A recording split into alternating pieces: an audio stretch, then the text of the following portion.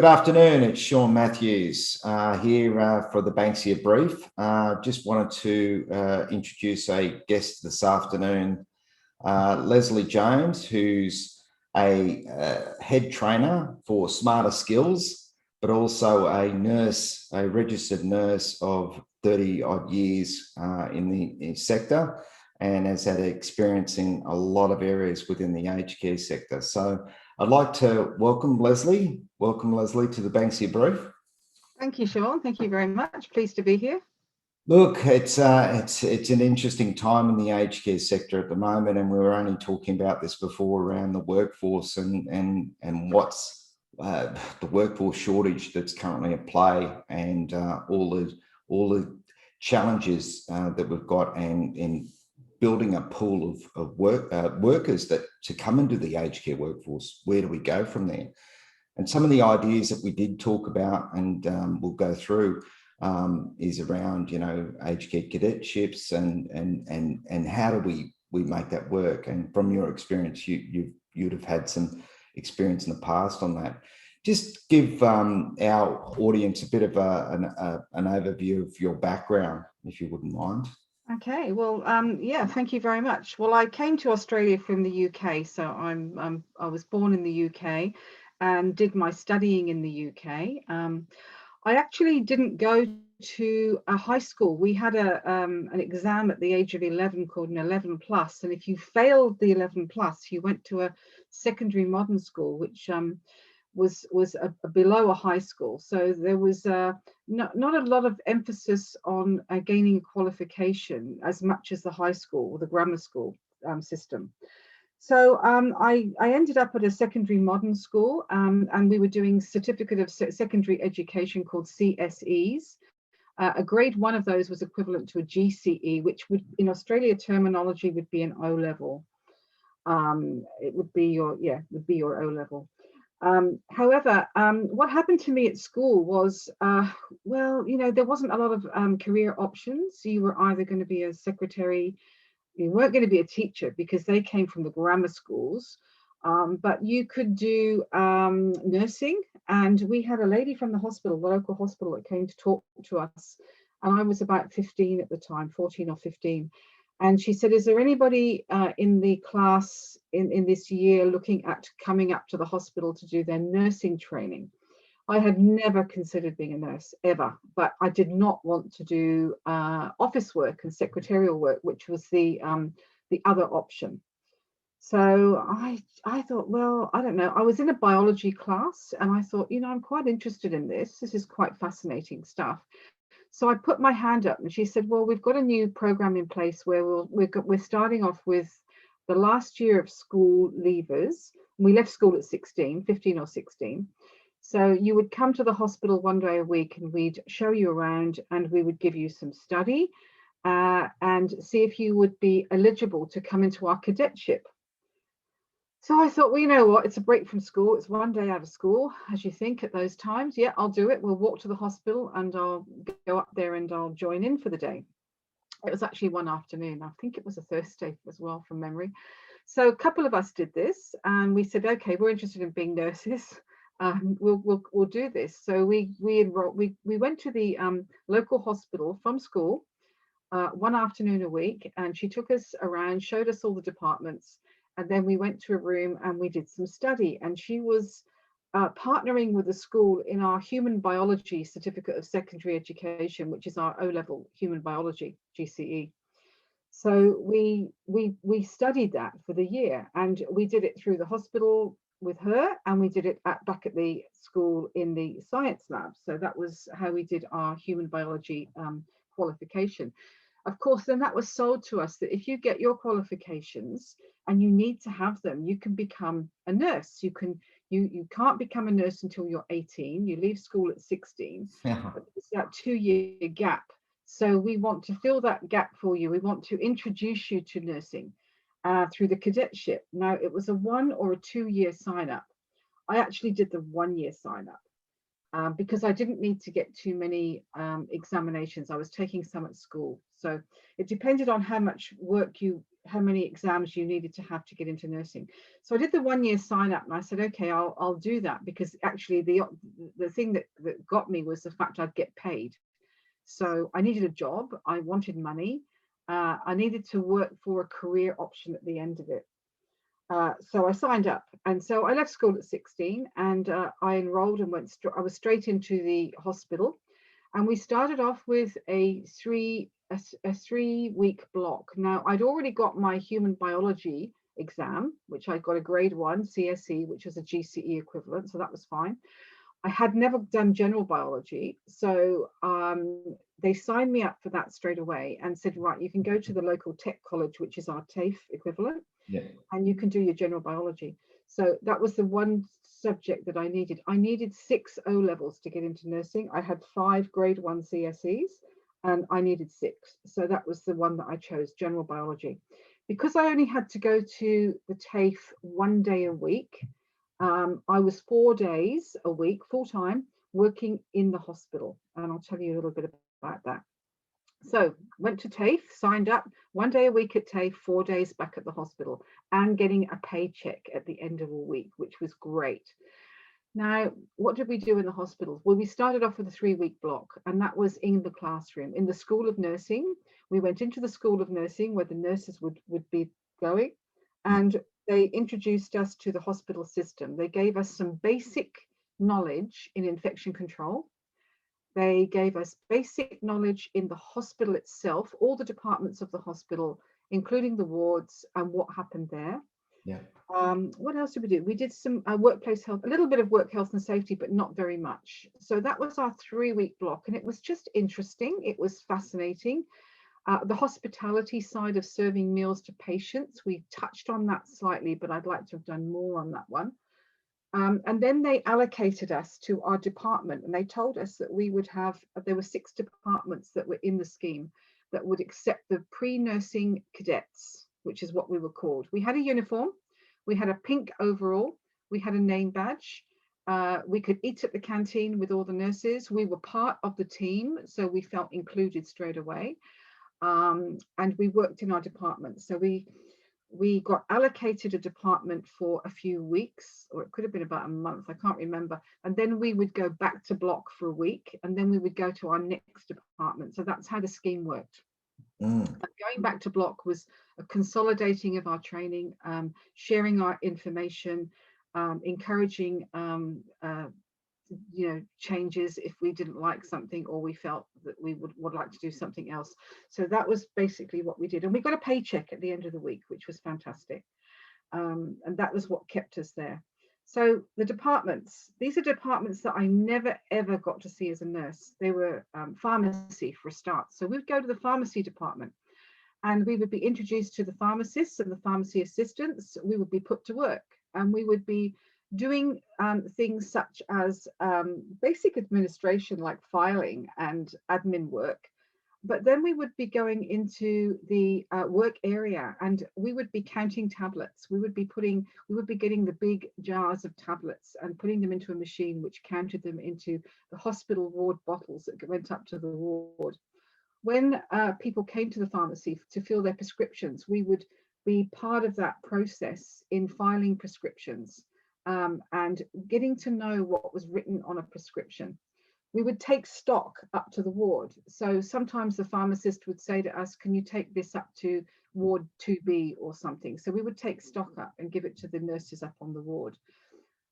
We would mix up from recipes, literally from recipes. We'd mix up things like Mylanta, some antacid things, and we would, and the pharmacist would just check us. So we were doing almost like assistant pharmacy work in a way. But the good thing about all of that is you get the opportunity to work in different areas, different departments, absolutely. and learn about the wider hospital as to how it operates. Yeah, we saw outpatients, inpatients. We learned about the medication. I learned about quite a few medications while I was there and how they worked, and it stood me in good stead later on. So that was pharmacy. The other one was pathology. Mm. We went to the pathology department. Now, you never get to go there as a nurse, but we were receiving urine samples, blood samples, putting them in fridges, checking our temperature controls. We were doing admin work, filing pathology forms, spinning urines in the centrifuge. I learned how to take specific gravities of urines, what the urines look like, different types of urines. Um, Blood, when people came in for their blood tests, we would welcome them and sit them down, make them comfortable. Mm. To all the stocks, like fill up all the stocks. I mean, that's what we did a lot. This just job was basically an assistant. It was an assistant to the people working in the departments. There was a lot of wiping over, a lot of cleaning, a lot of admin, a lot of filling up the stocks of the shelves, the cotton wool balls, the band-aids, the needles, the syringes. But you got to know what they were, what sizes they were. It was amazing the amount you picked up from this and what actually went, where everything went. So that was pathology. We worked in outpatients, which I was one of my favorites as well, because in an outpatients, you have people coming into clinics. So we were allocated a clinic and it might be taking stitches out. So we didn't take them out, obviously, but we cleaned the trolleys and we stacked the trolleys with the dressing packs, got the stitch cutters ready for the nurses to come in, welcomed the patients, cleaned down the couches, put new sheets on the couches, all of that sort of stuff. So that was an outpatients, and it got very, very busy, very, very busy, calling people in and making sure people were okay. A lot of customer service in that department.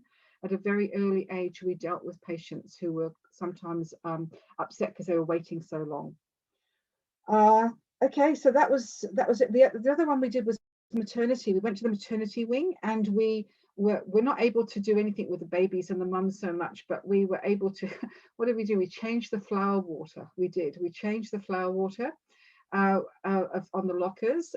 We did all the stocking up of the in the nursery of all the nappies, folding terry toweling nappies. I think I folded hundreds in that time.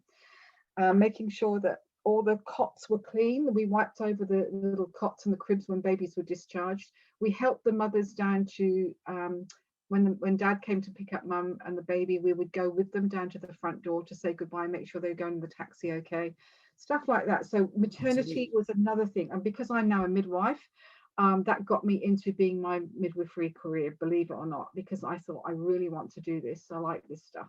So that was one of my favorites, the maternity section. This is the point, like with the aged care sector and the way that we enroll or get people to work in the aged care sector. It's been the structure and the way that it's set up is got to change in order to collect a pool of employees for the sector. Programs like a cadetship, as you know, you've said, you got to spend some time in different areas, but out of that becomes a choice where people make a choice on where they'd like to focus their career path and where they want to go. And it's giving them the level of choice and opportunity that gets them into that area.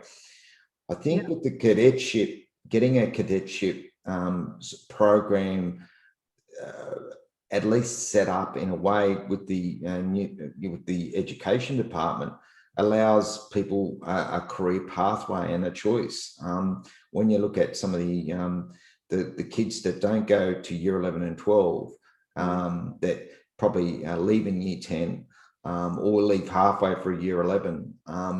And you've got a pool of people that have gone out to either into retail, they might be going into some management, they might be going into trades, but there's always going to be a pool of people that are looking for another career path. And if there's nothing there and you've got, you know, I don't see an entry way into aged care as a positive experience based on, you know, the media coverage that we've got in the past. Is making things very negative in a way, but there's some positives that can come out of this. And I think a lot of the youth of today are really focused on a purposeful career path. Look at this, Sean. I mean, look at the departments in aged care, for example, the different departments. So I was working in different departments from nursing. I also worked in the physiotherapy department, which was all about arthritic hands in wax baths. I knew how to get rid of pain from arthritis at a very early age because we were doing wax baths for arthritic hands in the hospital. Look at the different pathways in aged care. You've got hospitality for a start. You've got the kitchen, which is under the HACCP system. It's a very high standard of hospitality. So you could choose that as a career path straight away, and learn about your hospitality area. The other part of aged care is your administration. It's a whole unit on its own, administration in aged care. There's so much documentation. There's so much admin work, and knowing all the changes in the legislation, and supporting all the care workers in an admin role. So there's an admin role. You've also got the cleaning and the housekeeping role, which again is very specific to infection control standards.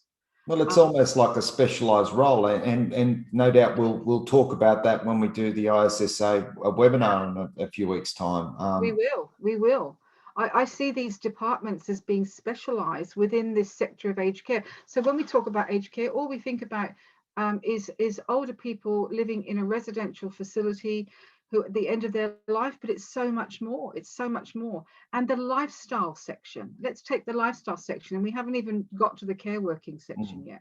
The lifestyle section is the fun, the happiness, the interaction, the activities, the outings, the things that I never really thought I could do, but now I can do them because I've got the time at the end of my life to do this. So making it a really positive experience, learning about lifestyle. Now, each of these different specialities, and I purposely haven't discussed care working and nursing yet, has got attributed to it study modules that we could do to be able to multi-skill people in all of these areas, or one or two areas, to increase the likelihood of people coming into our workplace to take on one or two different roles, but to do them properly and to do them well. Yeah, look, there's no doubt about it, but to have that structure in play, and I hate to say it, but it's almost like aged care's got to be remarketed again, from it being, look, the workforce have been bashed up so much over the Royal Commission, and look, admittedly, there's if you look at it realistically, the media will focus on 10% of that, and it's the bad, not the good. There's a lot of positives and things that are at play at the moment. And what we've got is, the opportunity to start looking at what is that funnel of our workforce going to start look like. If at the end of the day, we've got an aged care workforce commission, the chairperson, Libby Lyons, is running that, and Louise O'Neill is the CEO. And there'll be probably a lot of input going into that. But I really do feel that looking at that aged care sector from a cadetship from a younger age to bring new younger people into the sector is a good way of doing that. And what I've heard from you is a classic example of somebody who, at 16 wasn't too phased on either way, but it was that one person that came and saw you that said, hey, how about coming along for an aged care cadetship, which it must have turned your life completely around, and in a positive way. It did. Actually, it caused a bit of ructions in my family, because as soon as I decided to be a nurse, my dad hit the wall and said no, he wanted me to be a dentist. I said, I haven't got the qualifications to be a dentist and don't want to be one anyway. But his perception of nursing was, oh, well, they're just people that look after bedpans and clean bedpans at that time. So there was no professionalism in nursing in people's minds. It was not a trendy job whatsoever. And it was quite low paid on the NHS in England as well. But it was something that I just didn't want to be stuck behind a desk doing secretarial work and that, or hairdressing. I mean, there was not a lot of career options for us in those days. Yeah, look, I think the whole the structure of the way that people want to look at the care sector, if the pay situation with aged care is going to hopefully improve in the coming years as far as the structure of how they're paid, because obviously that creates a level of, people go into aged care purely and for the pay and consistency of pay, and not to be there on a casual basis 1 minute and then casually somewhere else. They want to feel like they're part of something that's great. And I feel that with looking at that education part, then we can start looking at, hey, we've got a middle area of volunteers that we can balance the aged care sector out with. A lot of volunteers want to feel purposeful as well in the aged care sector. And I feel that, talking to some of the volunteers, they want to do more than just the bingo with Mary in the bingo hall. They want to feel like they're contributing. And from there, you may get some people that quite clearly want to work in that sector in a full-time basis. And then, you've got that middle cohort, the volunteers that are underutilized. I feel that there's an opportunity there. But then also you've got the people that are 50 plus that are either being made redundant and are looking for opportunities for retraining and an opportunity to retrain in another maybe aged care.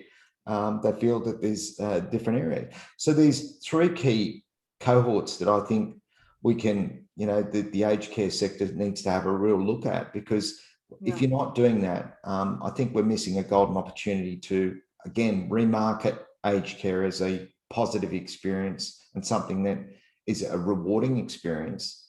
But something, Sean, if you look at the average age of an aged care worker, it's around about 50-ish. So we really do need to harbour in on the younger people and rebrand it and look at all of those opportunities in hospitality, in care work, in administration, aged care administration, all of those ones, lifestyle, as well as the care work, because people don't think, oh, I couldn't do care work. But when they're actually working in the environment, they'll see the care workers working. And this has happened to me many times.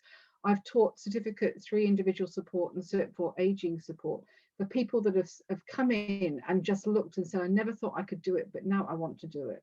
So it's exposure. It's exposing people that perhaps didn't think of care working, but yeah, I'm happy to come in and look at the admin side of things, but yeah, I'd like to do that now. So they've seen what it entails and they want to join in and they want to be part of it. Yeah, it's a real opportunity, I feel, that we need to start looking at. I think part of the plan of the aged care workforce industry task force was looking at some outcomes of the workforce work being done, coming out in 2023. I think it's far too late for that sort of time frame. I think they've got to start looking at it now and rebadging it in order and re-energizing and remarketing that sort of space. Along with that will come, the aged care focus on the pay that they're getting at the moment, and obviously around the funding that the government's doing in that space. But there's also, sorry to interrupt, there's also job security. If you think about a 16-year-old who doesn't really want to go on to high school, or doesn't really a bit worried about doing their HSC, the job security of going into a job at age 16 and working towards your qualifications, it's lifelong learning anyway. Why would we have to do it at that time just to stay on at school and do it at 18? It's lifelong learning, it's career pathway learning. And knowing that you're always going to have a paycheck at the end of the week, you're going to be able to have some money. You don't have to go and work in a cafe or a bar to go and get some money to actually pay for your fees to study. So bringing the whole system back round, I suppose, 360 degrees as to what it used to be, and doing a cadetship while you're working and earning at the same time and studying at the same time. It's honestly, it consolidates the whole thing about knowledge and skills. Well, the government at the moment, I think, are looking at a reskilling fund or grants that they're trying to do in that space around reskilling people that have been out of place through COVID.